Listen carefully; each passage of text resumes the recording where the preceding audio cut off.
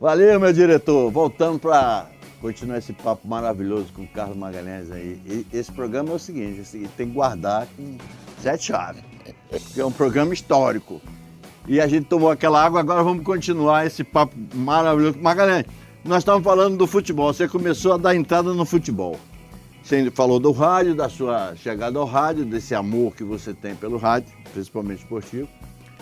E a gente quer saber de você o seguinte, como é que você vê o futebol sergipano? Você que tem um parâmetro enorme de 1962, quando o Confiança tinha um timaço, com o Beto, com o Debinha, e essa trajetória toda até aqui. Você tem muita história para contar e sua visão é importantíssima. Beto Ruiter também, né? Beto Ruiter, Mirobaldo. Fazia uma tabelinha. Daniel. O goleiro era Roberto na época. Né? Essa confusão que eu faço, era Roberto e Roberto Cocorote. Eram a mesma pessoa, não? Não, o Cocorote é um. É um. É o pequenininho, aliás, que saltava muito. E o Roberto foi o grande goleiro quando o Confiança saiu pelo Nordeste afora, como a exemplo do Itabaiana também, com grandes conquistas. Inclusive aquela história do Ceará, né? Do Ceará. Aquela história do Ceará, eu transmiti o jogo lá do Ceará. Eu estava na rádio difusora, na Rádio Jornal, perdão, de Sergipe. Quando eu voltei do curso, terminei o curso em 63, em 63 eu estava na Rádio Jornal, com Narciso Machado, que me levou para o Rádio Esportivo. Foi vereador, inclusive. Narciso Machado, Jota da Silva e tudo. E nós peregrinamos com os clubes do futebol sergipano. Isso já depois, logicamente, de 63. Né? E o doutor Joaquim Sabino Ribeiro era o patrono do time do Confiança. Pai do saudoso Rubens Chaves. Grandes figuras. E ele era entusiasta e na época não tinha televisamento. Não é? Não tinha. A televisão chegou para nós aqui depois da Copa de 70. E eu fiz a cobertura da Copa de 70 na Rádio Cultura, né? Usando um sistema muito ainda embrionário, que era não tinha Embratel. Não tinha Embratel. Era o único canal de voz que tinha aqui falando para o mundo, na Radional. E eu me lembro bem que a partir daí começou a era do crescimento do futebol sergipano. É bom lembrar que o Itabaiana, numa Copa Nordeste, né, foi vice-campeão do Nordeste do Brasil. Fez uma grande temporada e, veja, viajava muitas vezes em avião da FAB, avião Netuno, avião de guerra da FAB, né? Porque era muito precário ainda o sistema de transporte de aviões. Nós tínhamos um único aeroporto, que era exatamente no antigo Aeroclube. Certo. Ali na Avenida Maranhão. Avenida Maranhão. A pista de Pissarra, em Pissarrado, né? E pousavam aqui os Douglas DC-3, que eram aviões oriundos da guerra, aviões de transporte da guerra, bimotores, né? A pistão. E também o outro que era o Curso Commander. Então, a partir daí veio a evolução do futebol sergipano. Aí você me pergunta, como é que evoluiu se não tinha dinheiro e não tinha grande estrutura técnica, mas tinha uma coisa importantíssima do futebol, o espírito do jogador, que gostava de jogar. E vinham das peladas, né? Eles eram amadoristas, ou seja, era um profissionalismo marrom, e aí se desenvolveu esse espírito extraordinário que chegou à projeção do menor estado do Nordeste e do Brasil como um todo a ganhar grandes partidas em grandes estádios de futebol. Carlos Magalhães, nessa época, me parece que, pela história, e você pode confirmar que você estava ao vivo a cores, me parece que as pessoas influentes de Sergipe, elas estavam mais dentro do futebol do que hoje. Sim. Por exemplo, o Confiança era presidido por Dr. Joaquim Sabino Ribeiro, o patrono. O Sergipe tinha Eduardo Abreu, que era um tabelião considerado. E essas pessoas dessa estirpe se afastaram do futebol? Veja, o futebol sergipano nasceu no Cotinguima. E uma semana depois, quem fundou o Cotinguiba fundou o Sergipe. Uma ala dissidente. O pessoal de T. Campos fundou o Sergipe. Eu estou contando essa história porque ela me foi contada pelo meu querido avô, João Carneiro de Melo, que foi fundador do Cotinguiba, presidiu, né, a fundação do Cotinguiba. Aliás, tem uma foto no Cotinguiba que o chama de coronel. Ele nunca foi coronel. Ele era professor, né, e era guarda-livre de T. Campos. E uma semana depois criou-se o Sergipe. Foi uma dissidência? Não foi. Não? Não, foi a necessidade de estabelecer uma rivalidade dentro do futebol. Certo? Quem fundou o Cotinguiba, depois fundou o Sergipe. Mas aí ainda era remo. Sim. Ou já era futebol? Não, começou com remo, mas já tinha futebol. Já tinha futebol. Já tinha futebol. Qual era o estádio que havia em Aracaju? Você sabe? Não, diz que é o Adolfo Hollenberg, né? Você sabe onde é que ficava o Adolfo Hollenberg? Onde era o Ateneu, né? Não. Onde é o Ateneu? Não. É em o frente ao Carequinha, como Ateneu.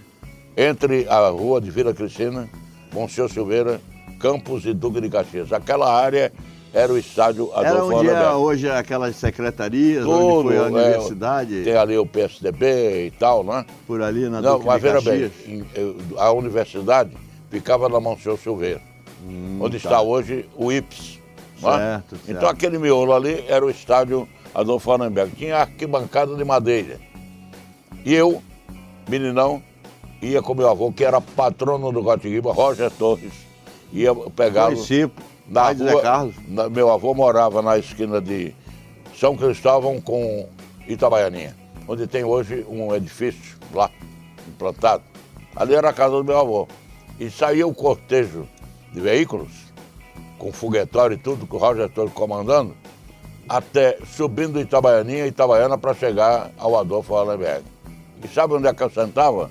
No banco de reserva, ao lado do meu avô, porque o patrono sentava no banco. Não é? E tinham grandes jogadores da época, Cacetão, Charuto, foi revelado naquela época. Tinha um famoso Charuto. Possante, não é? Foi um dos maiores petardeiros que eu conheci no futebol do Brasil. Perna esquerda, quando acertava na veia, no antigo estádio estadual de Aracaju, ele fez um gol em Lessa, um combinado sergipano contra o Bahia. Lessa alagoano. Da Bahia. Ele é baiano? Ele era do Bahia. Mas se consagrou em Alagoas. Não, na Bahia. Foi. Pelo Bahia. Então é outro Lessa. Não Tem é o outro. que eu tô falando. Não, futebol Tem os vários. nomes se repetem. E Charuto, pela esquerda, lançaram a bola para ele, ele acertou na veia com a canhota, a bola bateu no ferrinho que tinha lá dentro do gol e ficou batendo dentro da área. E ninguém sabia o que tinha vindo. Pirricha era o juiz, correu para o meio de campo marcando o gol. Um golaço, né? Tipo os que Rivelino fez aí pelo mundo afora. Charuto foi o maior apertadeiro do futebol sergipano. Mas nós tivemos aqui grandes figuras, inclusive a revelação de Gringo, que foi do Flamengo. E foi de seleção brasileira. Foi campeão lá no Flamengo. Eu era menino, fui ver um treino de Gringo aqui. O Gringo chegou a Aracaju, era um sucesso absoluto, né? E nós não tínhamos televisão, nós tínhamos um rádio. Sim, mas com referência à titularidade da gestão.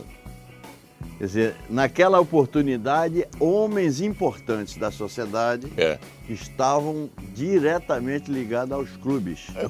Constâncio Vieira foi um deles. Então, eu queria que você falasse isso. Por que antigamente as pessoas notáveis da sociedade estavam dirigindo nossos clubes e hoje é a maior dificuldade do mundo?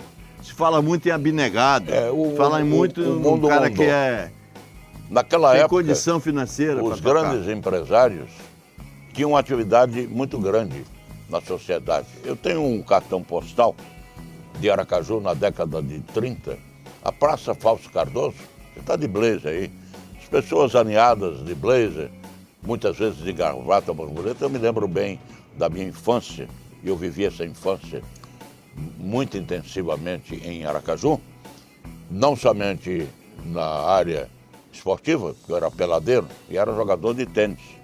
Eu fui tenista da Associação Atlética antes de presidir a Atlética, que eu fiz em 66 com a grande diretoria e construímos lá o Parque Aquático. Lamentavelmente, destruíram a Atlética. Jogaram no chão. Hein? Jogaram no chão. Não, e aterraram o Parque Aquático que nós construímos as quadras de tênis foram destruídas.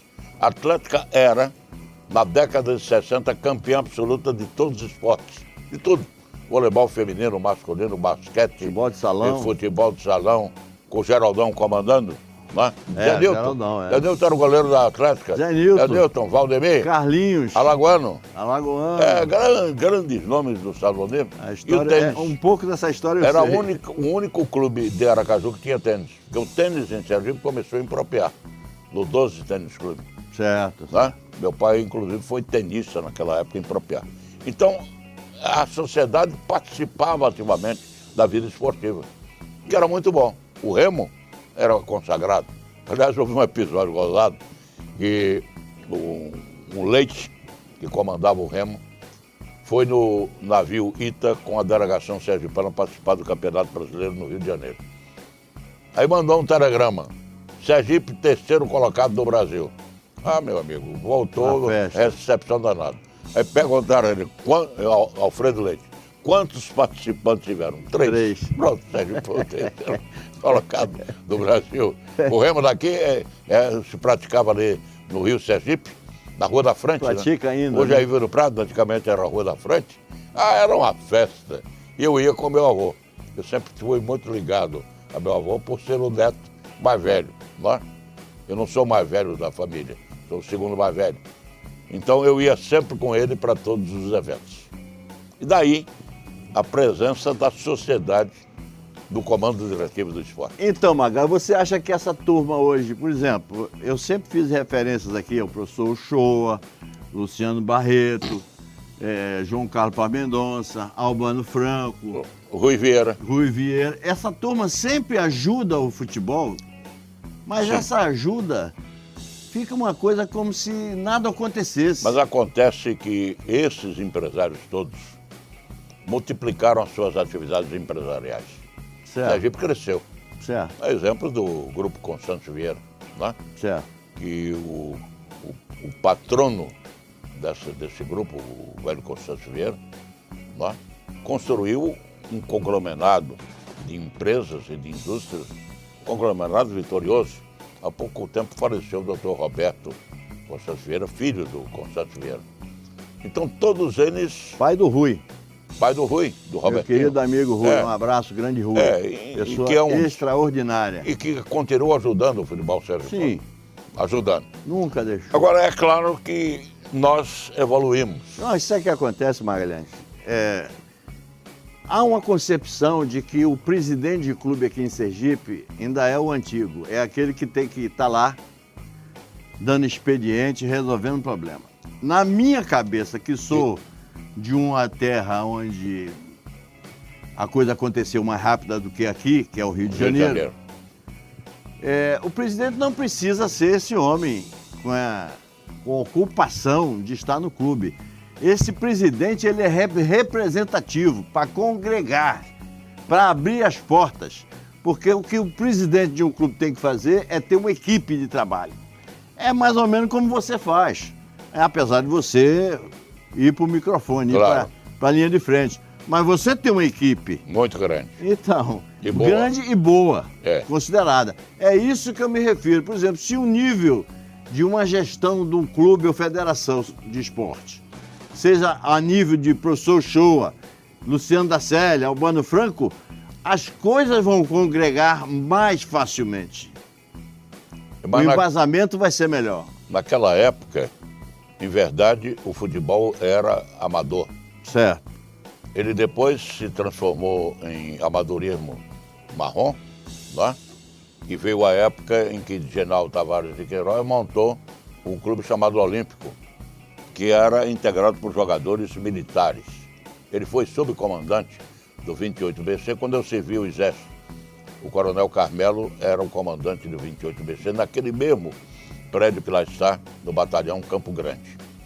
E Digenal implantou um clube com militares, que tinha também um centroavante chamado Mala. Que mala, hein? Que mala. Então, veja, o mundo mudou. E você viu o exemplo de Antônio Soares da Mota, que faço questão de citar, não é? Que conduziu o Sergipe durante muito tempo, quebrou no futebol, porque o futebol se transformou em uma atividade profissional e as rendas não correspondiam às necessidades das equipes. Vou pedir licença a você para a gente fazer o nosso segundo vestiário. Vamos lá tomar aquela água, aquele suco. Já já a gente volta com o Magá para completar esse programa de hoje sensacional. Ribeiro Neto, famoso.